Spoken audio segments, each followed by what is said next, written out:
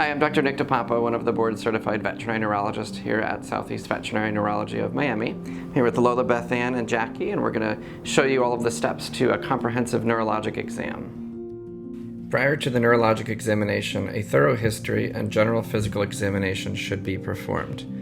The purpose of the neurologic examination is to determine where in the nervous system the problem is located and to determine the severity of the symptoms. The examination is unlikely to definitively prove the cause of the symptoms. The neurologic examination can be broken up into 6 simple steps: evaluation of mentation, gait and posture, the cranial nerves, the postural reactions, the spinal cord reflexes, and finally evaluation of nociception if appropriate. Each portion of the exam should be performed in order to properly localize the problem. While gathering the history, it is important to watch the patient as they engage with their environment.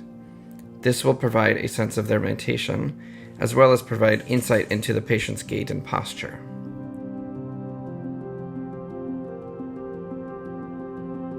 Here, while we are looking for any weakness, ataxia, incoordination, or lameness, additionally, we should evaluate the pattern of the gait, ensuring that the patient is not walking in circles, getting caught in corners, etc. Here, as we watch Lola walk, we can see that she walks in a straight line, her foot placement is appropriate, she's not scuffing or crossing any of her limbs. Additionally, she does not appear off balance or lame. Her head carriage is high, her neck, back, and tail posture are normal. The next step is to evaluate the cranial nerves. Initially, start by looking for facial symmetry, both visually and via palpation. Here you can see that her eyes, eyelids, nostrils, commissures of the lips, and muscles of mastication are all symmetric. There is no inappropriate tilting or turning of her head. Then go through the cranial nerves in a systematic fashion.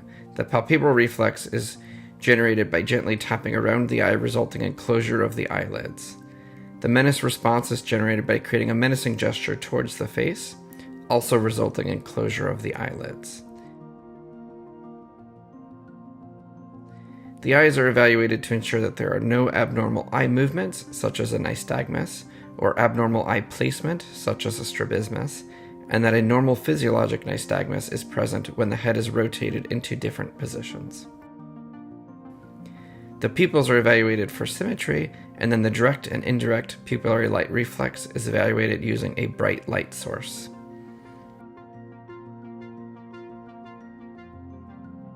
Proprioception is evaluated through a series of tests to evaluate the patient's awareness of where the limbs are in space.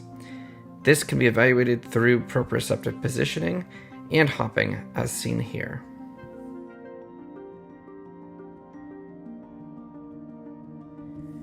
The spinal cord reflexes are best evaluated with the patient resting in lateral recumbency. The withdrawal and patella reflexes are the most fundamental and should be evaluated in all patients. The cutaneous trunci reflex is most helpful in patients with thoracolumbar spinal cord problems. Next, the patient should be evaluated for spinal muscle symmetry and for spinal pain.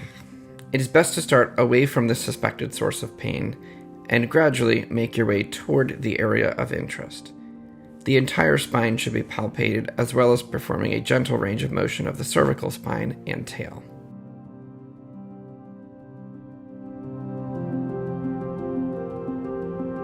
The final step is to evaluate for nociception, or feeling, or sometimes called deep pain. If the patient has voluntary motor function, then this does not need to be performed.